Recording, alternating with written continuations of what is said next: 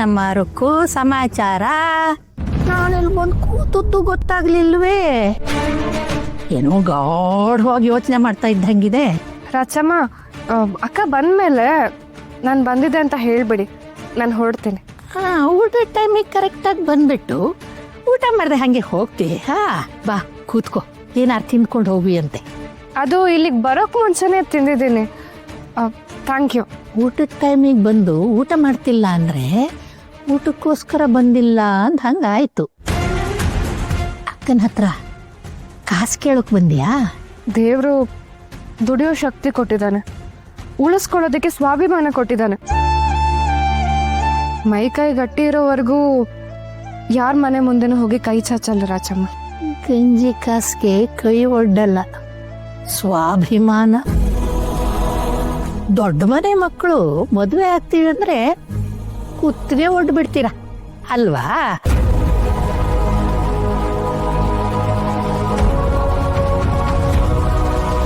ಸರಿ, ನಾನು ಹೋಗಿ ಬರ್ತೀನಿ. ನೀವು ಹಿರಿಯರು, ನಿಮ್ಮ ಆಶೀರ್ವಾದ ಇರಲಿ. ಬಾಮ್ಮ, ದೊಡ್ಡ ಮನೆ ಸೊಸೆ, ಬಾ ಬಾ.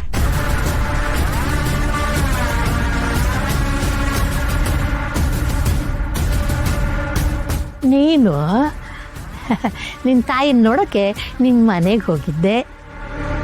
ನಿನ್ನ ತಂಗಿ ನೋಡು, ನಿನ್ನ ಹುಡುಕೊಂಡು ಇಲ್ಲಿಗೆ ಬಂದಿದ್ದಾಳೆ. ಊಟದ ಟೈಮ್ ನೋಡಿಕೊಂಡು ಕರೆಕ್ಟಾಗಿ ಬಂದಿದ್ದಾಳೆ. ಏನು ಸಮಾಚಾರ ರುಕ್ಕು? ನೀನೇನಿಲ್ಲಿ? ನಿನ್ನ ನೋಡೋಣ ಅನ್ನಿಸ್ತು ಅಕ್ಕ, ಅದಕ್ಕೆ ಇಲ್ಲಿಗೆ ಬಂದೆ. ನಿನಗೋಸ್ಕರನೇ ಆವಾಗಿಂದ ಕಾಯ್ತಾ ಇದ್ಲು. ಇನ್ನೇನು ಹೊರಡ್ತಾ ಇದ್ಲು, ಊಟ ಬೇರೆ ಮಾಡಲಿಲ್ಲ ನೀನಿಲ್ಲ ಅಂತ.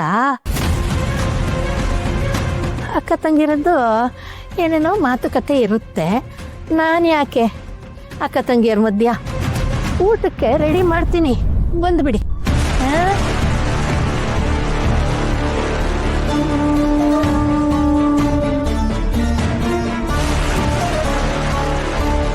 ಹೊರಗೆ ಹೋಗಿದ್ದ ಅಕ್ಕ? ಹಾಂ, ಆಚೆ ಎಲ್ಲೋ ಹೊರಟಿದ್ದೆ. ಹಾಗೆ ಅಮ್ಮನ ಹತ್ರ ಮಾತಾಡ್ಕೊಂಡು ಬರೋಣ ಅಂತ ಅಂದ್ಕೊಂಡೆ. ಆದರೆ ಆಮೇಲೆ ಗೊತ್ತಾಯಿತು ಅಮ್ಮ ಗಾಯತ್ರಿ ಆಂಟಿ ಮನೆಗೆ ಹೋಗಿದ್ದಾರೆ ಅಂತ. ಅದಕ್ಕೆ ವಾಪಸ್ ಬಂದೆ.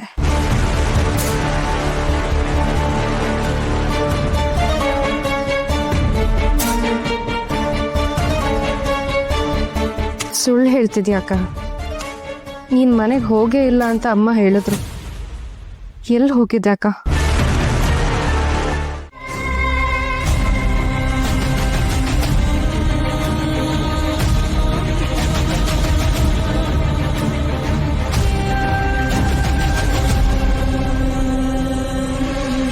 ಡ್ರಾಯರಲ್ಲಿ ಏನಾದರೂ ಇಟ್ಟರೆ ಮಾವಂಗೆ ಈಸಿಯಾಗಿ ಸಿಗೋ ಚಾನ್ಸಸ್ ಇದೆ. ಬೇಡ.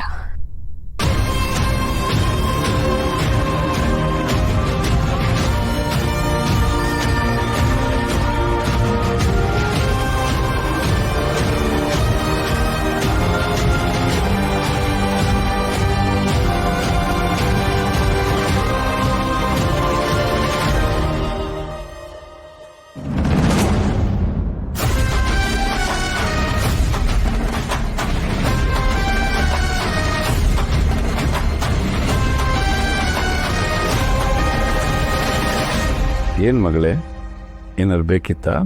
ಮಾವ, ಅದು ನಿಮಗೆ ನೀರಿಟ್ಟು ಹೋಗೋಣ ಅಂತ ಬಂದೆ. ಅದಲ್ಲದೆ ಬೆಳಗ್ಗೆ ತಲೆನೋವು ಅಂತಿದ್ರಲ್ಲ, ಹಾಗೆ ಟ್ಯಾಬ್ಲೆಟ್ ಇಟ್ಟು ಹೋಗೋಣ ಅಂತ. ರಾತ್ರಿ ಏನಾದರೂ ತಲೆನೋವು ಬಂದರೆ ಹೆಲ್ಪ್ ಆಗ್ಬೋದು ಅಂತ. Thank you. ಒಂದು ನಿಮಿಷ ಮಗಳೇ.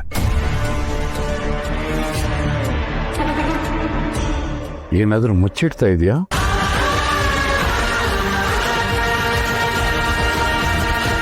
ಏನು ಮಾವ? ನಿನ್ನ ವಿನಯ್ ಮಧ್ಯೆ ನನಗೆ ಹೇಳೋಕ್ಕಾಗದಿರೋ ಯಾವುದಾದ್ರು ವಿಷಯನ ಮುಚ್ಚಿಡ್ತಿದೆ ಅಂತ ಕೇಳಿದೆ ನಾನು. ಆ ಥರ ಏನೂ ಇಲ್ಲ ಮಾವ, ಎಲ್ಲ ಸರಿಯಾಗೇ ಇದೆ. ನಿಮ್ಮ ಹತ್ರ ಹೇಳ್ದೇ ಇರೋಂಥದ್ದು ಏನೂ ಇಲ್ಲ. ಹೆಣ್ಣು ಸಂಸಾರದ ಕಣ್ಣು ಅಂತಾರೆ. ಆ ಕಣ್ಣಿಗೆ ಧೂಳು ಬೀಳದೇ ಇರೋ ಥರ ನೋಡ್ಕೊಳ್ಳೋ ಜವಾಬ್ದಾರಿ ಈ ಸೂರ್ಯಪ್ರಕಾಶದಲ್ವೇನಮ್ಮ? ಈ ಮನೆ ಹೊಸಲು ದಾಟಿ ನನ್ನ ಮನೆ ಸೊಸೆಯಾಗಿ ಕಾಲಿಟ್ಟಂತ ಆ ಕ್ಷಣದಲ್ಲಿ ನಾನು ನಿನಗೊಂದು ಮಾತು ಹೇಳಿದ್ದೆ, ನೆನಪಿದ್ಯಾ ಮಗಳೇ?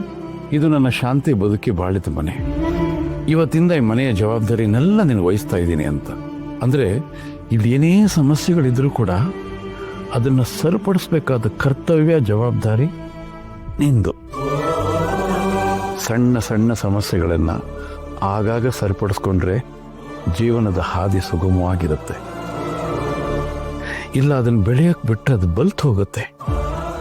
ಆ ನಂತರ ಅದನ್ನು ಕತ್ತರಿಸೋದು ಬಹಳ ಕಷ್ಟ. ಅದಕ್ಕೆ ಹೇಳಿದೆ ಮಗಳೇ, ನೀವೇನು ತಲೆ ಕೆಡ್ಸ್ಕೋಬೇಡಿ ಮಾವ. ನನ್ನ ಕತ್ತಲಿರೋ ಈ ಮಾಂಗಲ್ಯನ ಉಳಿಸ್ಕೊಳ್ಳೋಕ್ಕೆ ನಾನು ಏನೇನು ಮಾಡಬೇಕೋ ಅದನ್ನು ಚಾಚು ತಪ್ಪದೆ ಪಾಲಿಸ್ತೀನಿ. ಚಟ್ನಿ ಬಿಡಿಸ್ಲಾ? ಬೇಡ, ನಂಗೆ ಅರ್ಜೆಂಟ್ ಕೆಲಸ ಇದೆ, ಮೀಟಿಂಗ್ ಲೇಟ್ ಆಯ್ತು, ನಾನು ಹೊರಡ್ತೀನಿ. ಏನೋ ಇಬ್ರು ಅಣ್ಣ ತಮ್ಮಂದ್ರದ್ದು ತಿಂಡಿ ತಿನ್ಕೊಂಡು ಹೋಗೋಕೆ ಏನೋ ದೊಡ್ಡ ರೋಗ? ಅರ್ಜೆಂಟ್ ಕೆಲಸ ಇದೆ ಅಜ್ಜಿ, ನಾನು ಹೊರಗಡೆನೇ ತಿಂತೀನಿ. ಹೊರಗಡೆ ತಿಂಡಿಗೆಲ್ಲ ಸೋಡಾ ಹಾಕಿರ್ತಾರೆ, ಗ್ಯಾಸ್ ಶುರು ಆಗುತ್ತೆ.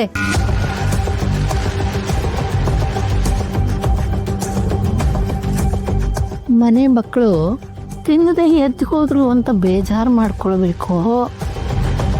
ಅವ್ರು ತಿನ್ನದೇ ಇರೋದ್ರಿಂದ ನಂಗೆ ಜಾಸ್ತಿ ಸಿಗುತ್ತೆ ಅಂತ ಖುಷಿ ಪಡಬೇಕು. ಗೊತ್ತಾಗ್ತಾ ಇಲ್ಲ.